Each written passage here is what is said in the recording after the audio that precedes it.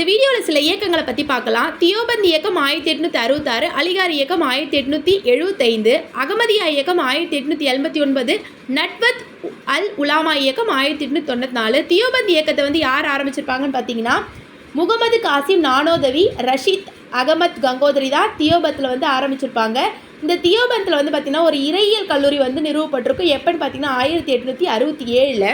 Next Aligarh இயக்கத்தை யார் ஆரம்பிச்சிருப்பாங்கன்னு பார்த்தீங்கன்னா சர் சையத் அகமது கான் தான் ஆரம்பிச்சிருப்பார். சர் சையத் அகமது கானுடைய சமூக கருத்துக்கள்லாம் எந்த பத்திரிகையில் வந்து வெளிப்பட்டிருக்குன்னு பார்த்தீங்கன்னா ராஸ்கோட் கோப்தார் பத்திரிகையில் வந்து வெளிப்பட்டிருக்கும். இந்த ராஸ்கோட் கோப்தார் அப்படின்றது என்னென்னு பார்த்தீங்கன்னா அதுக்கான பொருள் உண்மை விளம்பின்னு சொல்லுவாங்க.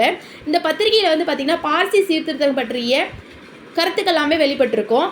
சர் சையத் அகமது கான் ஒரு அறிவியல் கழகத்தை வந்து தொடங்கியிருப்பார். எப்போன்னு பார்த்தீங்கன்னா 1864. அதே 1864 காஜிப்பூரில் வந்து பார்த்திங்கன்னா நவீன பள்ளியும் வந்து ஒன்று ஆரம்பிச்சிருப்பார் சர் சையத் அகமது கான். 1875 அலிகாரில் வந்து ஒரு நவீன முகமதிய கல்லூரியை வந்து தொடங்கியிருப்பார். யாருன்னு பார்த்தீங்கன்னா சர் சையத் அகமது கான் தான். இந்த சர் சையத் அகமது கான் தொடங்கிய முகமது பள்ளி வந்து பார்த்திங்கன்னா பிறகு முகமதியன் ஆங்கிலோ ஓரியண்டல் கல்லூரியாக வந்து வளர்ச்சி பெற்றிருக்கும். எப்போன்னு பார்த்தீங்கன்னா 1877. அகமதியா இயக்கத்தை வந்து மிர்சா குலாம் அகமது வந்து 1889 வந்து ஆரம்பிச்சிருப்பார். நெக்ஸ்ட் வந்து பார்த்திங்கன்னா என்னென்னு பார்த்தீங்கன்னா நட்வத் அல் உலாமா என்னும் இயக்கம் 1894 யார் ஆரம்பிச்சிருப்பாங்கன்னு பார்த்தீங்கன்னா சிப்லி நுனாமி லக்னோவில் வந்து ஆரம்பிச்சிருப்பாங்க.